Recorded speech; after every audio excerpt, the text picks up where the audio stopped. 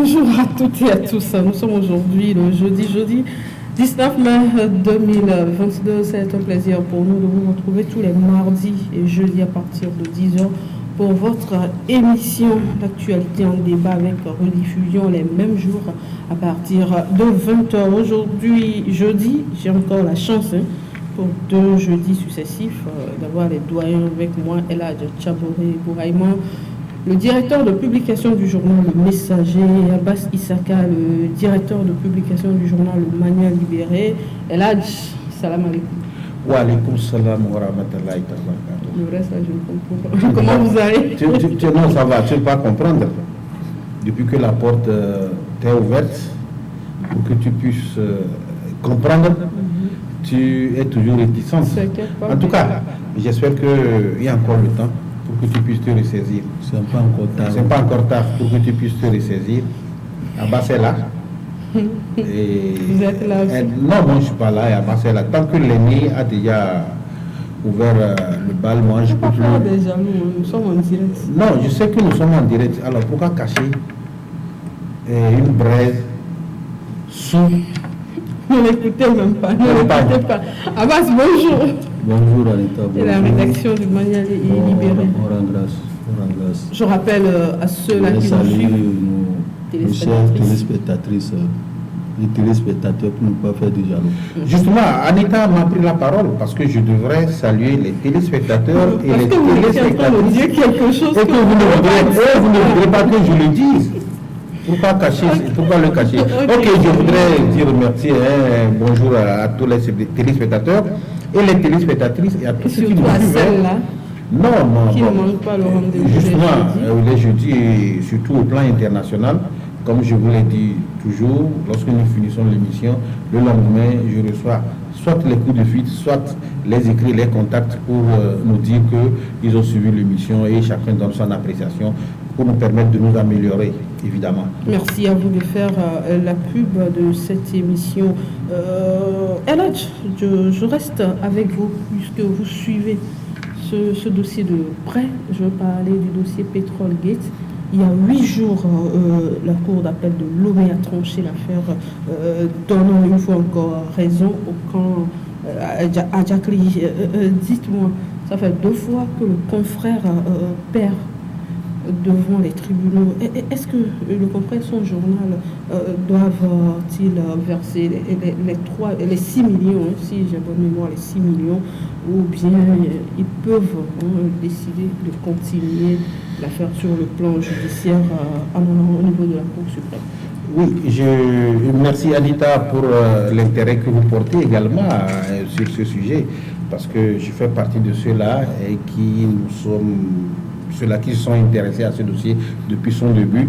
Et je me rappelle que c'est le 4 novembre 2020 que le premier rendu, le tribunal de première instance de Lomé avait rendu son verdict, après que la famille Adjakli, surtout Fabri Adjakli, qui est le directeur financier du comité de fluctuation des prix des petits pétroliers au Togo, a porté plainte pour diffamation parce que le confrère Ferdinand Haïté et son journal Alternative avaient publié un certain nombre d'informations qui ont porté atteinte, selon lui, à son honneur. Et il avait porté plainte. Et le 4 novembre 2020, le tribunal de première instance de Lomé s'est prononcé et a donné raison à M. Fabrice Adjakli, parce que le tribunal estimait qu'il n'y avait pas de preuves de l'autre côté pour pouvoir étayer ce qu'ils ont dit.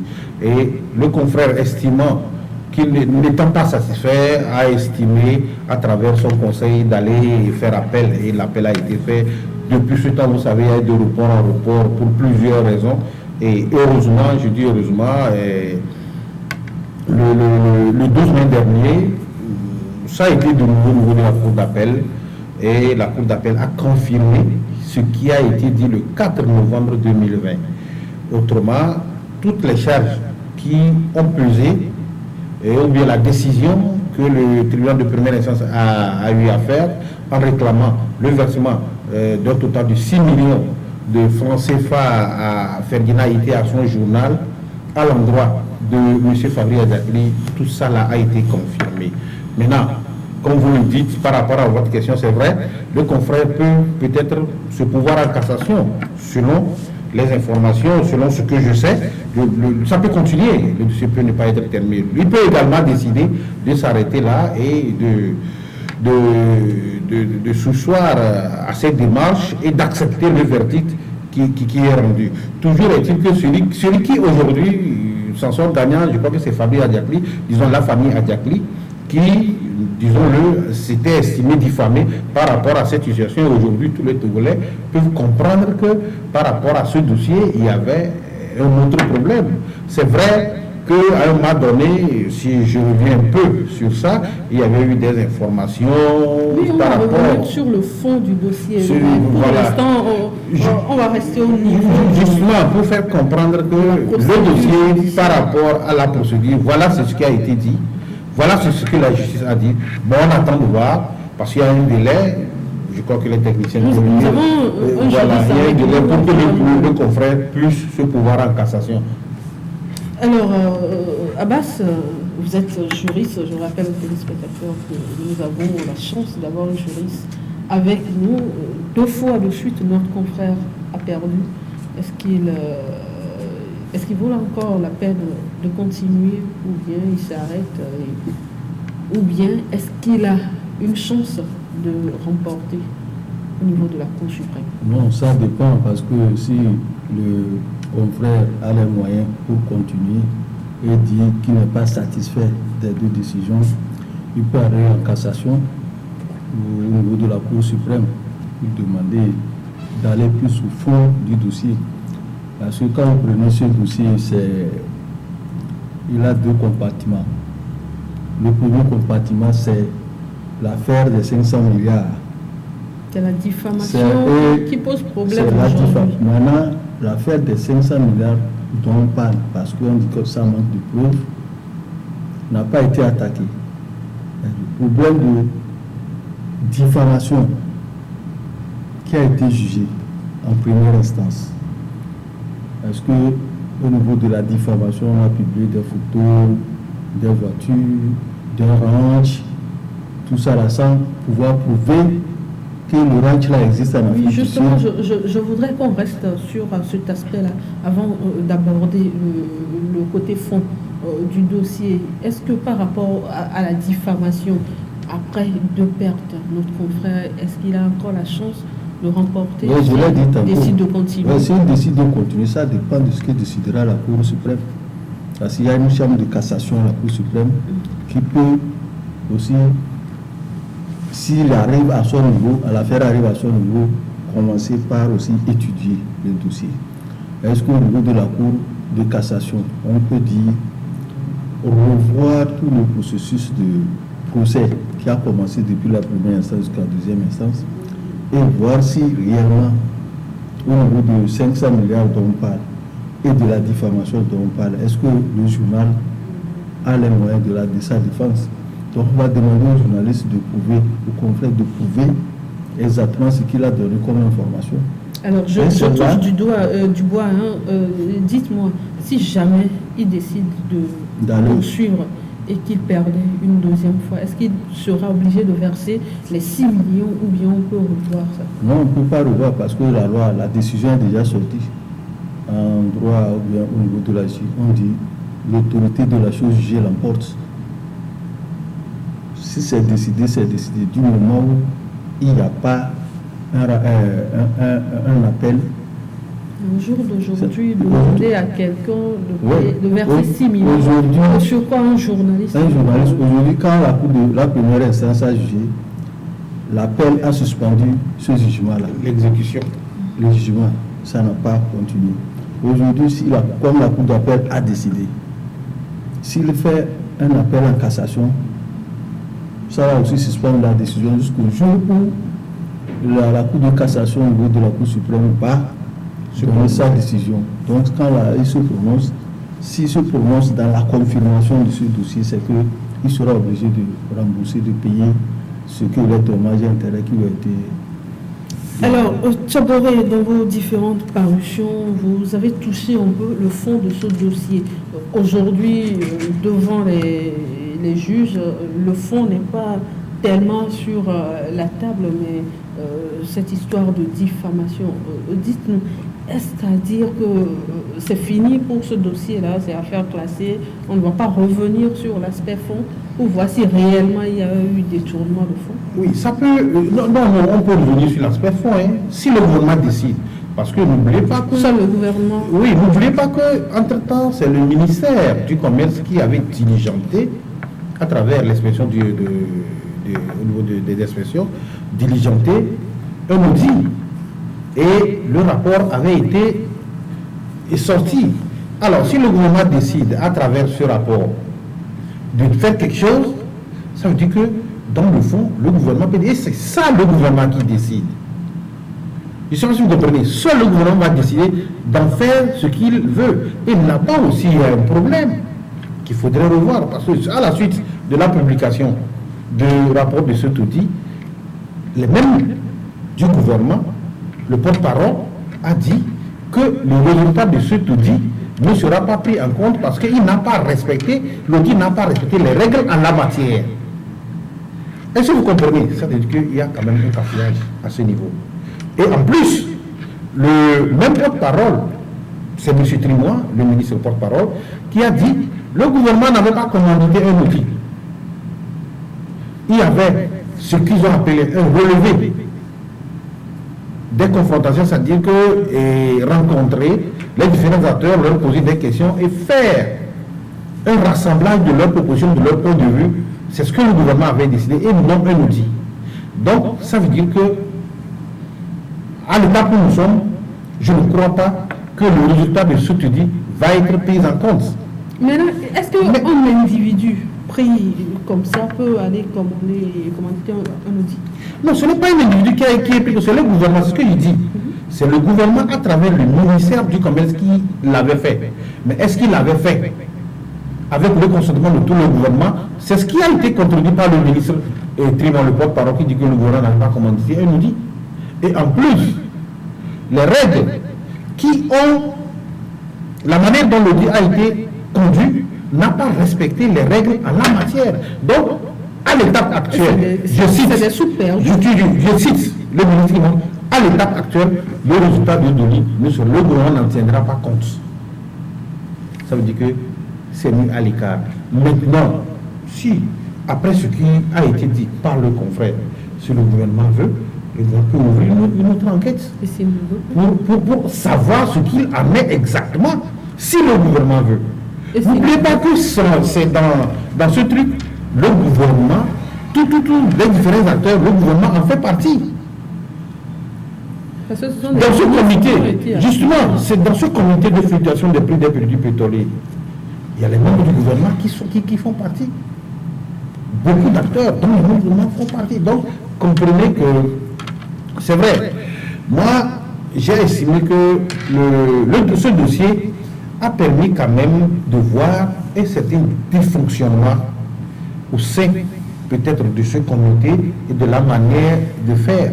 Maintenant, moi je peux me prononcer sur le fait que 500 milliards ont été volés dans le cadre de l'exercice de ce comité. Moi je n'en sais rien. Le confrère qui l'a dit, peut-être c'est en cela d'ailleurs que celui qui a été accusé a porté plainte. Le confrère peut-être il a peut-être les éléments nécessaires, mais malheureusement c'est ce qu'il n'a pas pu prouver au niveau des deux instances, au niveau de la première chambre et au niveau de la cour d'appel, d'où sa condamnation. Alors là, comme le confrère le disait, s'il a les moyens de poursuivre, il peut aller en cassation. Quand on dit cassation, ça veut dire quoi? Ça veut dire qu'au niveau de cette cour, on peut casser même le jugement et reprendre le jugement. S'il a les moyens, il peut le faire. Maintenant, on attend de voir ce qui va en être exactement. Sinon, le dossier dans l'approvisionnement des produits pétroliers en question, il faut le dire, c'est un business. Personne n'est mis. Si les gens acceptent, oui justement, si les gens acceptent de prendre leurs propres moyens et d'investir, d'aller chercher des partenaires et d'investir, parce qu'ils attendent un gain, ça on ne peut pas le leur refuser. On n'investit pas pour rien. Pour rien. Alors, si dans le cheminement, il y a eu des décalages où les gens ont profité de la naïveté, peut-être de certains, c'est là-bas il y a problème. Sinon, les gens ne peuvent pas s'investir, aller chercher des partenaires, s'investir pour ne pas atteindre un gain. Et d'ailleurs, le ministre Gilbert Bawara a eu à le soulever. Le gouvernement n'investit pas dans le secteur pétrolier. Ce sont des privés qui le font. Est-ce que vous comprenez? Donc il faut que les gens comprennent que les Togolais ne se disent pas que non, on est en train de nous voler. C'est vrai, il peut y avoir, les gens peuvent se servir de la naïveté pour le faire, et c'est là-bas qu'on peut peut-être chercher. Alors, Abbas, dites-nous tout à l'heure, vous avez voulu aborder l'aspect fond de ce dossier-là.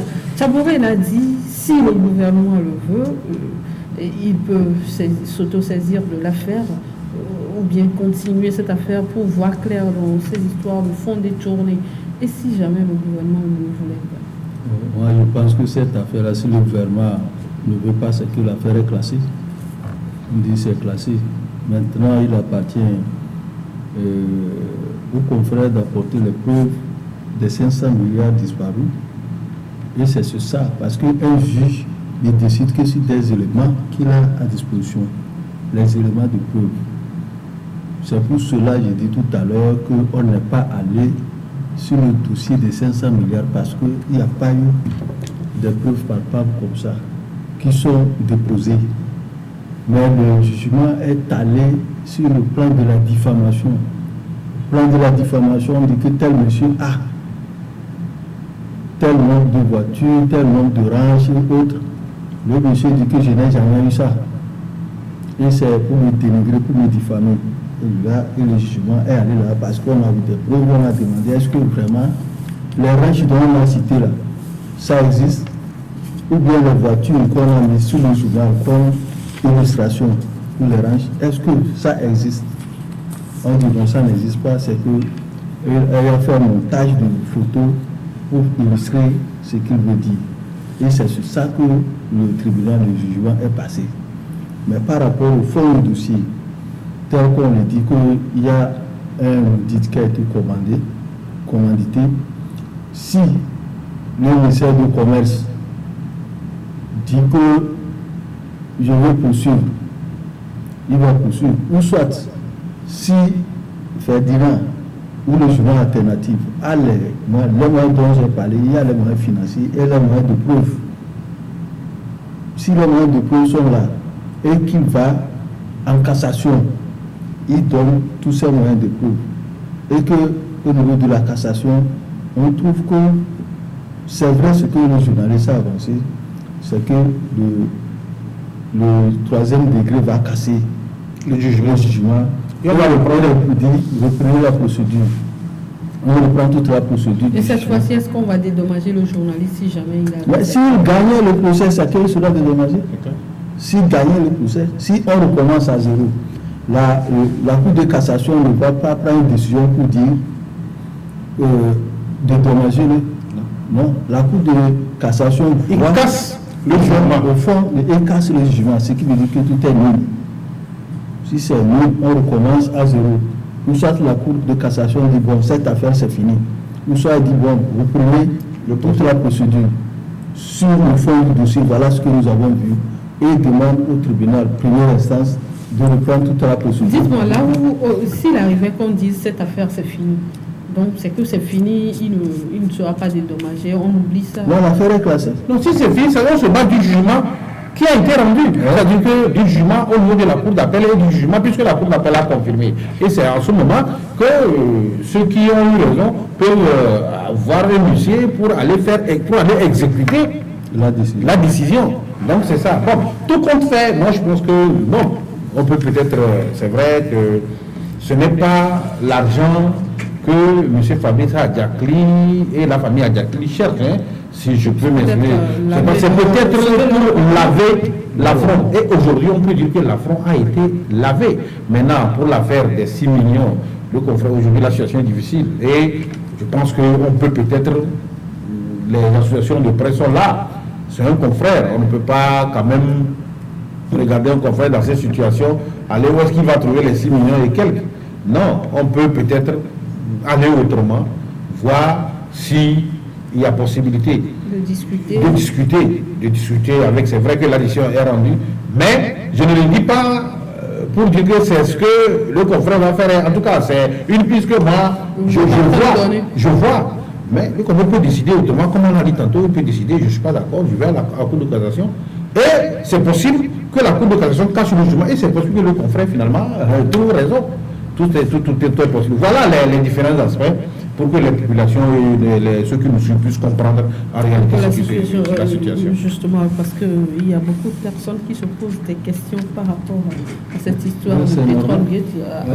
C'est normal que les gens se posent des questions parce que les gens n'ont pas bien compris. Mais apparemment, les gens ne posent pas des questions par rapport à la diffamation, mais plutôt aux milliards détournés. Oui, aux milliards détournés, c'est parce qu'il n'y a pas de preuve. Il n'y a pas de preuve. Que le jugement n'est pas allé sur les milliards détournés. Parce que en droit, 1 plus 1 n'est pas encore égal à 2. On peut revenir, comme on l'a dit tout à l'heure, là, on casse le jugement, on revient. Ce n'est pas vraiment que quand ça va aller en cassation, la cassation va suivre ce qui a été jugé. Donc, on peut avoir ici, là-bas. Donc, le problème, c'est que, comme je l'ai dit tantôt, c'est deux affaires différentes. Diffamation et affaire de 500 milliards. Affaire de 500 milliards, on a fait des preuves là-dessus. Donc, on n'est pas allé sur ça. C'est la diffamation. Et la diffamation, je l'ai dit avec les illustrations qui ont été faites, le monsieur s'est vu diffamé parce que tout ce qui a été cité dans le journal, ce n'est pas sa propriété, il ne possède même pas ça. Donc c'est pour le dénigrer, tout ça. C'est sur ça qu'on a jugé. Eh bien, après l'affaire Petrolgate, nous allons passer à la une des journaux, parce qu'il y a longtemps, on a pu commencer cette histoire avec la une des journaux pour permettre aux confrères d'expliquer le fond de leurs différents sujets. Nous allons commencer avec le Mania libéré de Abbas Issaka. Le Mania libéré, Octavio, vous l'avez, on va parler de la vie chère au Togo. Eh bien, le Mania libéré est paru hier, titre à sa une, la vie chère au Togo, le porte-parole du gouvernement fait le point des augmentations effectuées, la mort dans l'âme contre griffes. Oui, c'est une interview du ministre de la communication des médias à Ibadan qui a accordé une interview à la Republic of Togo. Il a fait le point de la situation de la cherté de la vie. Quand vous prenez cette situation, ce n'est pas que tout le monde est gay. Et il a dit c'est la mort dans l'âme que le gouvernement s'est vu obligé de faire ce genre d'augmentation. Le gouvernement n'a pas d'autre choix à faire que de voir les augmentations au niveau du carburant, et c'est surtout au niveau du pétrole. Et là, il s'est prononcé aussi par rapport à la situation des djihadistes, et tout ça là. Donc il a fait le tour de la situation que nous vivons aujourd'hui par rapport à l'augmentation, à la cherté de la vie et par rapport au djihadisme là, qui est en train de gagner du terrain sur les pays côtiers. Donc c'était des explications qu'il a données. On peut comprendre qu'aujourd'hui tout le monde sait que la vie est très chère et le gouvernement s'est débattu pour faire les batteries de mesures. Ces batteries de mesures qui ne sont pas respectées aussi dans les marchés, chez les commerçants. Est-ce que ça sera respecté un jour? Si on vous dit que nos stocks, nous n'avons pas épuisé les stocks que nous avions, on ne peut pas réduire le prix. Avant-hier, je crois, il y a encore une décision qui est sortie pour que les gens respectent. Mais la situation au niveau des femmes, s'il n'y a pas un contrôle, parce qu'on plafonne, quand on plafonne, on dit on plafonne 650 francs les céréales ou 700. La femme dans le marché, vous arrivez, elle va vous dire non. Moi, j'ai payé mon truc à 750, mon maïs à 750 francs le bord. J'ai pris le véhicule pour arriver à l'eau. Avec tout ce qui accompagne, tout ça là, je ne peux pas le vendre à 650. Donc, qu'est-ce qu'il faut faire? Et la mesure, le problème qui se pose, c'est que le gouvernement a pris certaines mesures. La suspension des taxes et tickets que les femmes prennent les choses. Maintenant, c'est pour aider le consommateur. Mais finalement, c'est le consommateur qui subit. Et ça avantage le commerçant. Parce que non seulement il ne peut plus les tickets, mais aussi il ne peut pas les taxes, mais aussi il profite de sa situation pour dire que le prix, je l'ai acheté tel, je ne peux pas le vendre à tel. Et finalement, qui subit, c'est le consommateur. Nous, ça a profité à quelqu'un, alors qu'on veut alléger la tâche au consommateur, mais c'est l'autre qui profite. C'est pour ça qu'il dit pourquoi les associations de consommateurs qui sont aptes à intervenir, à agir sur certaines questions ne peuvent pas parler de ça. Parce que je le dis souvent, nos associations de consommateurs, quand il y a des situations comme ça, on sort des communiqués, ça s'arrête là. Ça s'arrête là, il n'y a pas on ne voit pas d'action sur le terrain pour amener ces commerçants-là à revenir sur ce que le gouvernement a décidé. Ouais, normalement, ces associations devaient accompagner le gouvernement dans ces situations. Aller aussi expliquer aux femmes que voilà, on sait que ces femmes-là, c'est l'intérêt qui les guide parce que c'est des commerçantes. Quelqu'un qui fait le commerce, qui fait les activités commerciales à but lucratif, est poussé vers l'intérêt. Il ne veut pas perdre. Mais aujourd'hui, il y a certaines situations où le gouvernement dit je fais ceci pour aider, j'annule ça, pour que je pense ça, pour que au moins vous pouvez amoindrir la souffrance des consommateurs. Rien n'est fait. Et ça leur profite. Et vous voyez, le gouvernement même perd doublement parce que les agents collecteurs des tickets restent dans les mairies en tournant les pouces. Et à la fin du mois, ils vont prendre leur salaire. Et il n'y a rien qui entre. Et le gouvernement verse les 3 mois de suspension sur des tickets là, aux communes. Mais au finish, le citoyen à qui on veut alléger la tâche ne profite de rien. Alors, Tchabouré, vous ne trouvez pas que les commerçants, c'est vrai que les choses sont difficiles, vous êtes allé l'acheter à tel prix ou autre, là, mais vous ne trouvez pas que les commerçants exagèrent par moment? Oui. Parce qu'il y a une suppression de taxes et autres là, mais il a fallu juste qu'on augmente le prix des produits pétroliers. On vous dit que le transport coûte cher, alors que nulle part on a vu de communiqué augmentant le prix des transports. De façon officielle, ça. Oui. Mais officieusement, ce que vous ne savez pas, les taximens, les conducteurs de taxi, je dis nulle part, je parle officiellement. Mais on ne peut pas se baser on ne peut pas se baser du fait qu'officiellement il n'y a rien et que la femme qui se voit contrainte de transporter son céréale depuis Gando pour amener à Lomé et c'est vu, et la taxe ou bien le tarif augmenté, et va laisser croiser les bras pour ne pas quand même faire une compensation en vue d'avoir des bénéfices. Je vous disais tantôt quelque chose. Lorsque vous investissez, vous attendez, au niveau du résultat, vous attendez à avoir un bénéfice. Vous n'investissez pas pour perdre. Moi, les femmes, oui, elles exagèrent. Ce ne sont pas que les femmes également, je veux dire, les commerçants de façon générale, les commerçantes et les commerçants, ils exagèrent. Maintenant, je fais partie de ceux-là qui critiquent toujours le gouvernement sur cet aspect. Parce qu'on ne peut pas se dire qu'on prend la décision, moi je dis on prend la décision en l'air.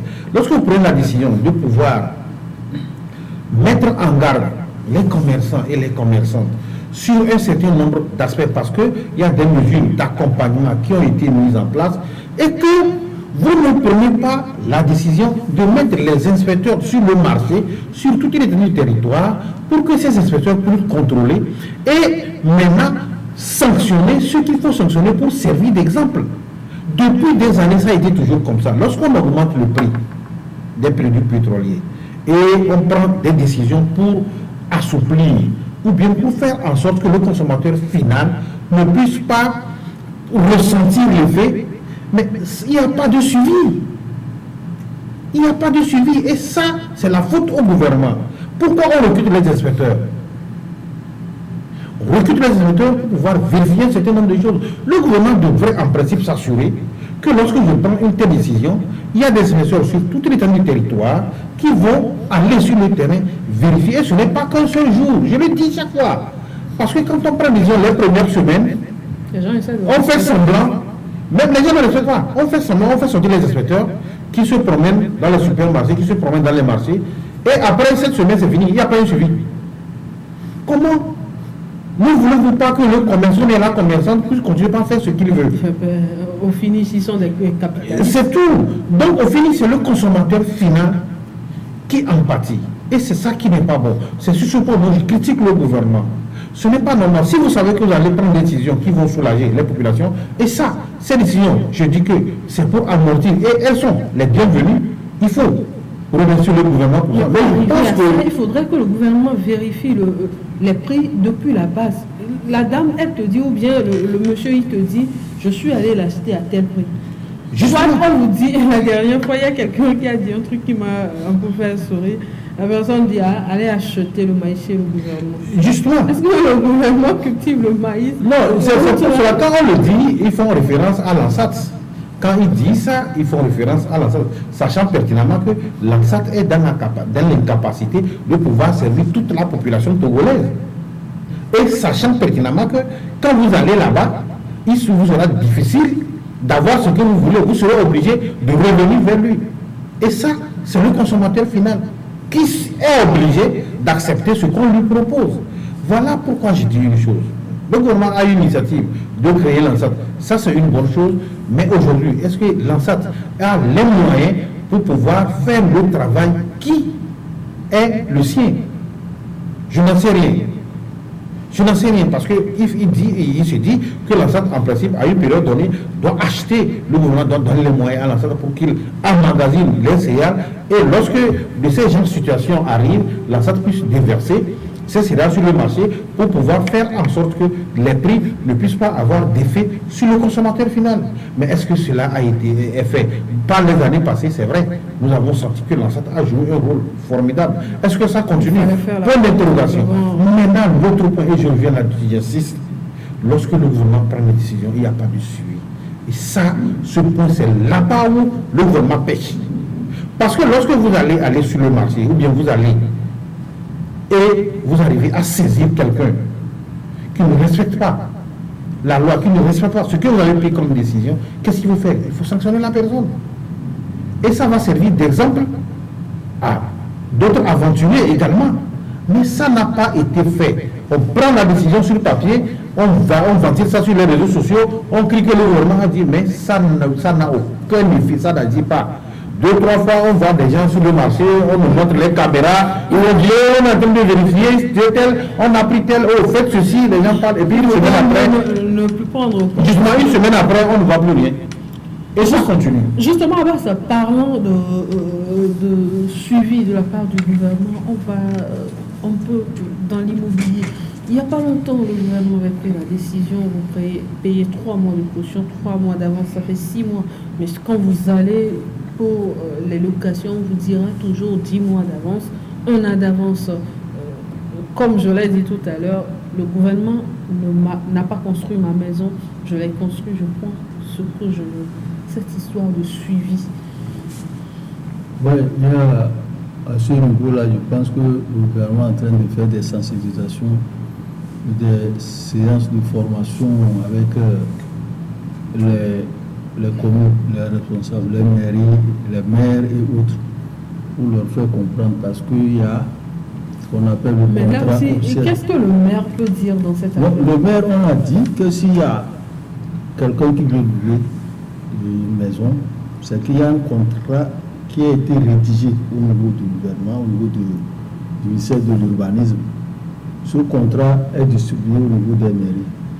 Donc là, pour signer, pour faire ce que vous avez signé ça devant le maire. Et s'il y a quelqu'un qui dit que ma maison, je l'ai construite pour...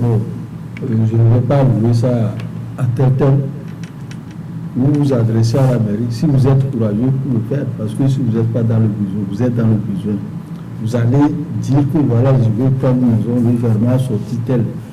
Parce que dans cette situation aussi, il faudrait que la population collabore avec ce que le gouvernement fait. Mais avant, dites-moi, c'est vrai que vous êtes dans le besoin, vous avez besoin d'une maison et que vous voulez la louer. Mais le propriétaire pose ses conditions. Si vous allez à la mairie, je dis je ne suis pas d'accord, soit vous partez. Vous partez, soit vous restez. La commune, parce que ce que moi je sais, c'est que la commune va convoquer le monsieur pour lui dire voilà la loi qui est sortie. c'est voté à l'Assemblée nationale et nous est censé l'ignorer. Quand il y a la loi, il faut la respecter. Donc c'est pour au moins engendrer cette souffrance des populations, cette vie chère-là que le gouvernement a pris telle décision. Finalement, ça fait les 6 mois que le monsieur doit prendre, parce qu'il y a 3 mois de garantie et 3 mois de caution qui sont faits. Ça fait 6 mois que la personne prend.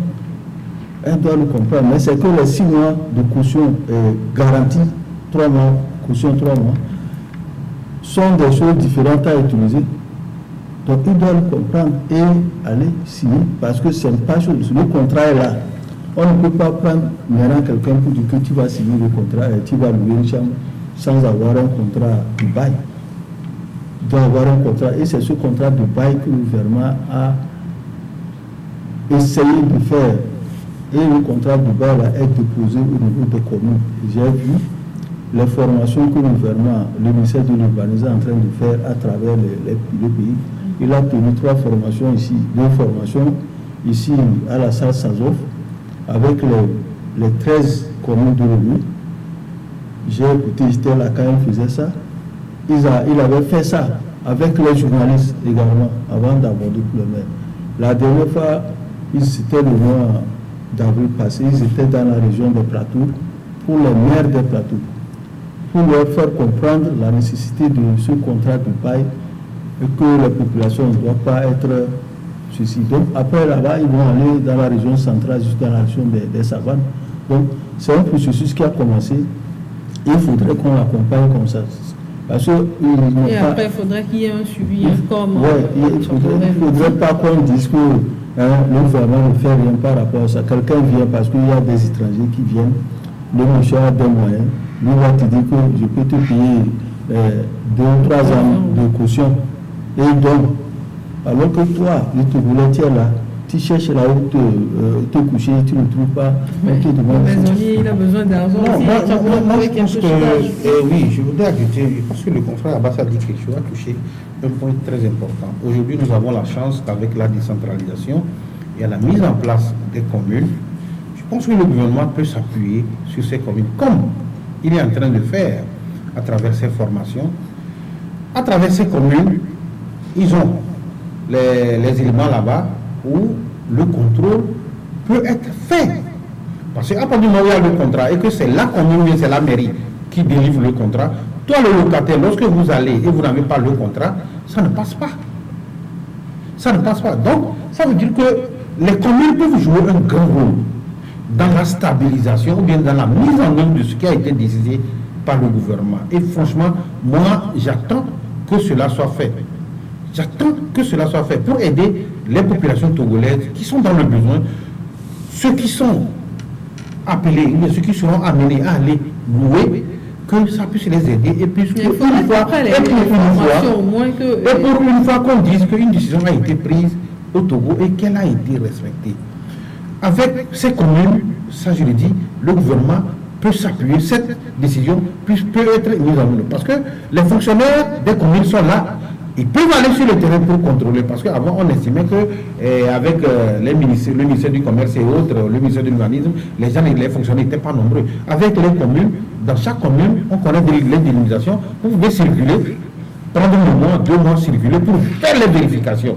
Et celui qui n'est pas soumis à la loi, la personne peut être sanctionnée. Je veux dire que ces locataires-là sont là avant la prise de la décision. Non, là, les locataires aussi doivent jouer leur partition. Les locataires doivent jouer. Vous sortez de ma maison. Non, c'est pas sûr. Là, c'est le problème. Mais n'oubliez pas que vous serez également sanctionné. Il y a des sanctions. Il y a des sanctions qui vous sont. C'est une loi qui est votée. Toujours, c'est ce que je dis. C'est parce qu'il n'y a pas les sanctions. Pour donner un seul exemple, que chacun se dit que bon. Il y a des gens qui le disent, que le gouvernement a encore pris la décision. 3 jours, c'est venu, ça va passer. 3 jours, là-bas, et puis on l'a nommé. Il y a plusieurs décisions, je ne vais pas en revenir. Donc, je pense que c'est là le problème. Et aujourd'hui, je dis que nous avons la chance, avec la décentralisation et les communes, le gouvernement peut s'appuyer sur les communes pour que cette règle puisse être mise en application. Alors, Abbas, votre mot par rapport à ce sujet-là, à cette histoire de vie chère, avant qu'on aborde la une du journal de... Sur la vie chère, quand on apprend, c'est un problème mondial. C'est un phénomène. Il n'y a plus de pain de 100 francs, hein, je le rappelle. Oui, la dernière fois, on nous signalait même que Tchévi, là, il n'y a même pas de pain. Au niveau de Carrefour, là aussi, on va vers le nord, on s'arrête pour prendre le pain là. Il n'y a même pas de pain. Mon ému, là. À Tchévi. À Tchévi. Mon ému. Donc, hier, vous savez qu'il y a les femmes revendeuses de pain. On manifestait pour aller au niveau de. Comment on appelle ça? Au niveau du port. Non, pas Togo-Grain. Là, on fait. SMT, SIGMT. SIGMT, le grand moulin de Togo, pour réclamer le blé. J'ai vu leur image qui revendiquait. Il y avait une vidéo qui circulait sur la toile. Donc, vous voyez que ça devient un peu compliqué quand vous parlez de pain de 100 francs. C'est passé à 150. 150. Même les boutocons là. Est-ce que vous avez vu encore la forme de boutocon? C'est à 50 francs. C'est à 50 francs. Ça n'atteint pas ce qu'on payait à 25 francs. Oui, ce qu'on payait même à 10 francs, on ne peut pas. Donc aujourd'hui, c'est une situation générale. La pâte matin, midi et soir. Ah, mais la pâte même, c'est pas avec le maïs qu'on prend ça. Il y a certains moyens de maïs, c'est l'engrais. Donc c'est induit quoi? Et si vous dites dans des maisons, il y a certains qui ne mangent même pas la pâte. Si c'est pas le riz, c'est les spaghettis. Parce que c'est le produit le moins cher. Aujourd'hui, la spaghetti aussi coûte cher. Oui, mais c'est mieux que le bol du maïs. Tu vas voir dans les familles, si c'est pas le riz, c'est spaghetti ou couscous.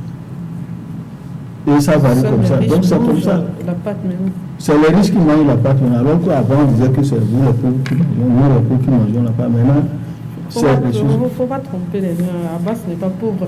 Nous continuons avec la une des journaux. On continue la une du journal Le Messager. Le Messager qui titre à sa une, c'est vrai qu'il y a plusieurs sujets. Vous allez dans les kiosques, vous vous procurez les deux journaux, c'est à 250 francs seulement. Moi, je choisis juste un titre. Et pour le Messager, vous pouvez faire l'achat en ligne. Vous nous faites signe ici à la télé sur le 93 49 45 45. On te fait signe spécialement, toi, Anita. Oui, ils ont compris. Et on vous donne le contact du directeur de publication. Il est également sur Instagram. Justement. Dans les jours à venir, le Mania sera également sur Instagram, mais vous pouvez l'acheter en ligne également, la version PDF. Le Messager, je reviens avec ce titre, gestion de la succession de feu Djobo Boukari. Les héritiers dénoncent le notaire Christine d'Almeida Ahadji. Et le journal s'est posé une question, que dit la chambre des notaires du Togo, Tchaboré? Oui, je crois que c'est un dossier, vous savez. Un dossier lourd, vous savez, quand le Messager... Quand c'est le foncier... Justement, et puis surtout quand le Messager se jette sur un dossier, vous comprenez que c'est complexe. C'est du lourd, c'est complexe. Effectivement, et la dame Christine, qui est le notaire, ou bien on dit la notaire, ou bien le notaire, la notaire, était chargée de la gestion des biens de la succession de feu Djobo Boukari, qui est mort aujourd'hui, je crois qu'il y a 25 ans. Il y a 25 ans, il est décédé, et que ses héritiers devraient en principe avoir droit, à cela. Et c'est la dame qui devrait être celle-là qui va gérer ces droits de succession. Mais malheureusement, à un moment donné, les gens se sont rendus compte, les héritiers se sont rendus compte que ce n'est pas le cas. Elle s'est mise à la place même des héritiers pour pouvoir siphonner ce qui a été mis à la place des héritiers, vous comprenez. Et dans ce dossier, nous sommes allés, on a approché les héritiers lorsque nous avons eu le dossier, on a approché les héritiers qui nous ont fourni pas mal d'éléments, pas mal de correspondances. Et nous avons également approché, comme notre règle de déontologie et le code de la communication nous l'exige, nous avons également approché la dame qui malheureusement n'a pas donné suite, parce que nous avons posé un certain nombre de questions pour en savoir sur ce dont elle est accusée par cette dame, mais elle n'a pas donné suite, et nous avons produit notre article avec toutes les précisions possibles. Je dis mais avec toutes les précisions possibles. Il y a la suite qui va venir avec les correspondances en facsimilé que nous allons mettre. C'est le début d'une série. C'est le début d'une série, ça a donné dans c'est un feuilleton? Oui, c'est un feuilleton. Donc, il y a les correspondances qui sont là, que nous allons publier. la manière dont la dame est allée assigner en justice même les héritiers, la manière dont la dame a fait, même pas sur un certain nombre de faux, tout ça là, nous les avons. Et quand les gens vont aller acheter le journal, il y a un avant-goût. Il y a un avant-goût quand même de ce dossier très intéressant. Parce que je vous dis que depuis hier, les appels, je n'ai pas cessé d'en recevoir. Parce que hier, nous avons un problème au niveau de l'imprimerie, le journal n'est pas vite sorti. Et les gens me cherchaient pour le journal, pour acheter le journal en ligne, parce qu'ils avaient vraiment soif de pouvoir lire. Maintenant, j'ai interpellé la chambre de notaire. Pourquoi? Parce que, selon mes informations, la chambre de notaire a été saisie de ce problème. Et la chambre de notaire sait qu'il y a un problème comme ça, et beaucoup d'entre les membres ne sont pas d'accord avec la conduite de leurs consoeurs. Mais jusqu'alors, cette chambre ne s'est pas prononcée. On s'est posé la question pourquoi elle se tait. Peut-être que la demande de l'influence. Parce que, est-ce qu'avoir de l'influence et dire la vérité, est-ce que ce n'est pas deux choses différentes? Nous sommes aujourd'hui en train d'accuser notre justice, qu'elle ne fait pas son rôle. Je pense que c'est une occasion que nos juges, je vais parler de nos notaires, puissent quand même nous montrer qu'ils sont capables de faire quelque chose de propre. Ça, c'est l'occasion. Et dans ce dossier, nous avons interpellé beaucoup d'acteurs pour intervenir, pour que cette solution puisse trouver. Franchement, sinon, moralement, ce n'est pas bon. Moralement, même si ce n'est pas au niveau de la justice, je ne peux pas, du jour au lendemain, Abbas n'est plus là, que je connais bien, et qu'on me sollicite pour quand même aider les héritiers, les enfants d'Abbas, et qu'à un moment donné, je m'accapare. Justement, c'est ce que je dis, que je m'accapare quand même des enfants, des biens qui devraient revenir aux enfants de base, ou bien c'est vice-versa. Moralement, nous sommes en Afrique, moralement, ce n'est pas bien. Je pense que si la dame avait accepté quand même de nous écouter, ou bien nous répondre à ces questions, aux questions que nous lui avons posées, au moins on aurait compris pourquoi il l'a fait, ou bien s'il l'a fait ou pas. Mais malheureusement, il ne l'a pas fait, il n'a daigné répondre. Est-ce que vous avez essayé plusieurs fois? Non, comme notre déontologie, on a attendu, on lui a même écrit, nous avons des preuves, puisque les lettres sont allées, ils ont même reçu, déchargé, nous avons des preuves, mais elle n'a pas réagi, malheureusement. Alors, qui ne dit rien? Je ne veux pas terminez-vous. Abbas, le foncier, toujours le foncier. Oui, sur le foncier, ici, ce n'est pas la guerre entre les héritiers. Aussi, ce n'est pas le problème du foncier, c'est un problème d'héritage. Quelqu'un m'a dit que cette notaire-là est une dame sans cœur. Parce que tu ne peux pas prendre le bien de quelqu'un, c'est interdit même par notre religion. Le bien de quelqu'un, et en faire ta propriété. Le monsieur Joe Boukari, vous savez comment elle est partie, comment elle est morte, tout le monde le sait. Mais il a des héritiers, il a des enfants. Parmi ces héritiers-là, j'ai quelques bouts d'informations par rapport à ce dossier. Parmi ces enfants, il y a un seul seulement qui est décédé. Oui. Le reste est là. Joe Boukari a des biens, des immeubles en Europe, à Paris. La dame est allée jusqu'à vendre ces immeubles-là. Attendez, est-ce qu'il y avait des relations personnelles entre la dame et le monsieur? Non, ce n'est pas le monsieur, ce n'est pas Joe Boukari qui a pris le monsieur. Ce sont les enfants. Ce sont les enfants qui ont pris la dame. Voilà, avant c'est Tchassouna qui gérait le dossier de l'héritage de choses. J'allais voir Tchassouna m'en parlait. Donc aujourd'hui, il y a le fait que les enfants sont venus retirer le dossier de ce Tchassouna pour le mettre à cette dame-là, à cette notaire-là. Et voilà comment elle agit. Qu'est-ce que vous qui avez eu la chance de discuter un peu avec M. Tchassouna, qu'est-ce que ces enfants ont reproché à M. Tchassouna? Ils sont allés prendre. Non, en principe, Tchassouna n'a rien dit par rapport au reproche, mais c'est que les informations font état du fait qu'il voulait faire quelque chose. Tchassouna traînait les pas. Ils traînaient les pas pour répondre. Donc ils sont venus, ils ont pris maintenant ce qu'on appelle, tu prends quelque chose du voleur pour le mettre à un sorcier. Bon, en tout cas, les enfants, ils étaient libres de choisir qui ils veulent. Maintenant, comme Abbas le dit, sincèrement, de vous à moi, est-ce que cette démarche qu'a eu à faire Madame Christie en allant jusqu'à vendre les biens